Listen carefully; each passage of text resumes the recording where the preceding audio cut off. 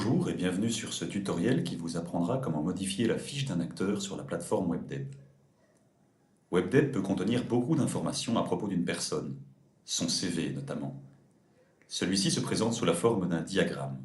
Vous y voyez les organisations dont la personne a été membre ou est encore membre, mais aussi les projets et événements auxquels elle a contribué. En survolant les différentes lignes, vous pouvez lire la fonction qu'occupe la personne dans l'organisation, mais aussi les dates de début et de fin de son affiliation. Remarquez que certains histogrammes sont bordés par des lignes vertes. C'est le signe que l'information est incomplète. On sait que la personne a été dans cette organisation au moins depuis une certaine date ou au moins jusqu'à telle date. Mais peut-être l'a-t-elle aussi été plus tôt ou plus tard. Dans le doute, WebDeb n'affiche que l'information qui est certaine, vérifiée. Vous remarquerez aussi que tous les noms d'organisations renvoient vers des informations supplémentaires. Cliquez sur l'un de ces noms et vous avez accès à des informations sur l'organisation en question. Peut-être avez-vous repéré dans le CV une information manquante, incomplète ou erronée. Vous pouvez alors compléter la fiche. WebDeb est en effet une plateforme collaborative ouverte à tout contributeur. C'est par l'accumulation des apports de chacun que sa base de données s'enrichit. Pour pouvoir compléter ou corriger, cliquez sur le bouton « Mettre à jour la fiche ».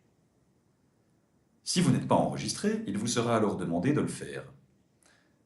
Attention lorsque vous le faites au choix de votre pseudo, c'est en effet la seule donnée personnelle qui sera visible par les autres internautes.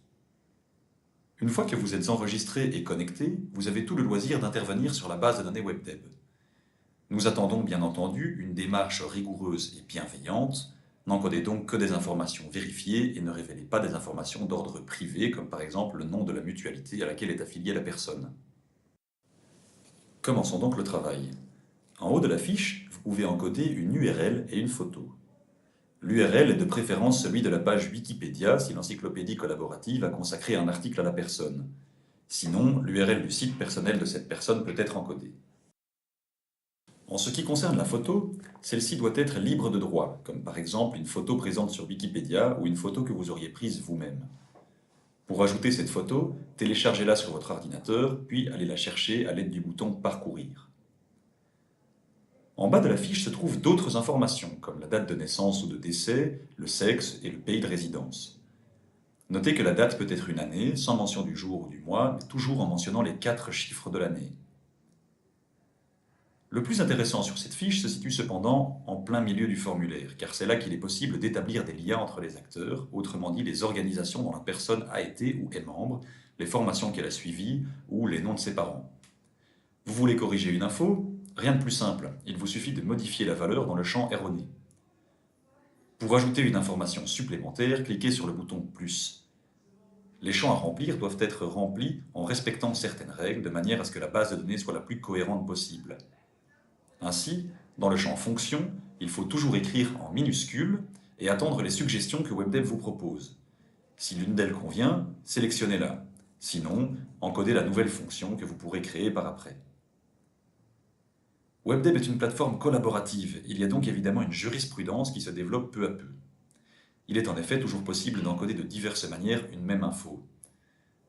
Sur WebDeb, par exemple, on indiquera un conseiller communal de la manière suivante: conseiller communal plus les initiales du parti, le tout en minuscules. Même chose pour un député. Pour un échevin ou un bourgmestre, on indique entre parenthèses, si on les connaît, la liste de leurs responsabilités. Pour un ministre, on indique également ses responsabilités, mais en indiquant « ministre de la Justice » par exemple. Le plus facile, c'est de lire les bulles d'aide et de s'inspirer de ce qui existe déjà. Dans tous les cas, ne mentionnez jamais comme fonction « conseiller communal d'Anderlecht » ou « député du Parlement bruxellois ». La commune d'Anderlecht ou le Parlement bruxellois doivent en effet être encodés dans le champ « Organisation ». C'est également dans ce champ que vous pourrez encoder le nom d'un projet ou d'un événement auquel la personne a contribué ou le nom d'un prix qu'elle a reçu. Dans ce champ, comme dans le précédent, il faut toujours attendre les suggestions et surligner celle qui correspond éventuellement. Mais ici, on peut utiliser des majuscules et il est recommandé d'encoder le nom en entier, par exemple Parti socialiste plutôt que PS ou Mouvement réformateur plutôt que MR. Il vous est ensuite demandé de mentionner les dates de début et de fin de cette affiliation. Si vous ne les connaissez pas, laissez les champs vides.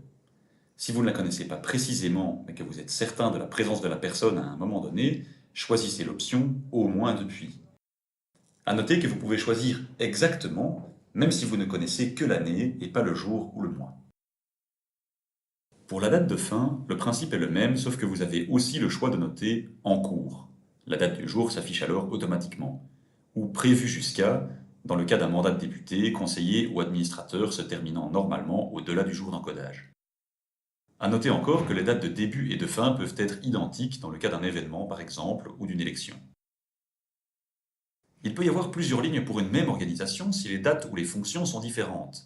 Par exemple, si un conseiller communal devient ensuite bourgmestre de la commune, considérez cela comme deux affiliations différentes. Idem si une personne cumule plusieurs fonctions au sein d'une même organisation, par exemple celle de ministre de l'Emploi et de vice-premier ministre. Appliquez les mêmes principes pour remplir les champs à propos des formations suivies ou du père et de la mère de la personne. Si vous avez encodé tout ce que vous souhaitez, même si ce n'est qu'une seule information, il ne vous reste plus qu'à cliquer sur Enregistrer. Si, au cours du processus d'encodage, vous avez encodé un nom d'organisation ou d'individu qui existe dans la base de données WebDeb, mais que vous ne l'avez pas sélectionné, il vous sera de demander de confirmer s'il s'agit de l'acteur qui vous est proposé ou non. S'il s'agit bien du même acteur, cliquez sur Modifier l'acteur existant. Si c'est un acteur différent, cliquez sur Ajouter un nouvel acteur. Faites attention aux homonymes, n'allez pas attribuer à un acteur qui porte un même nom ce que fait son homonyme. Il est également possible qu'un des noms encodés n'existe pas dans WebDeb. Dans ce cas, il vous sera demandé de le créer. Nous vous invitons à le faire, même sommairement, si vous vous rendez compte qu'un acteur que vous connaissez n'est pas dans la base de données. Pour rappel, créer une fiche pour un nouvel acteur peut se limiter à encoder son nom.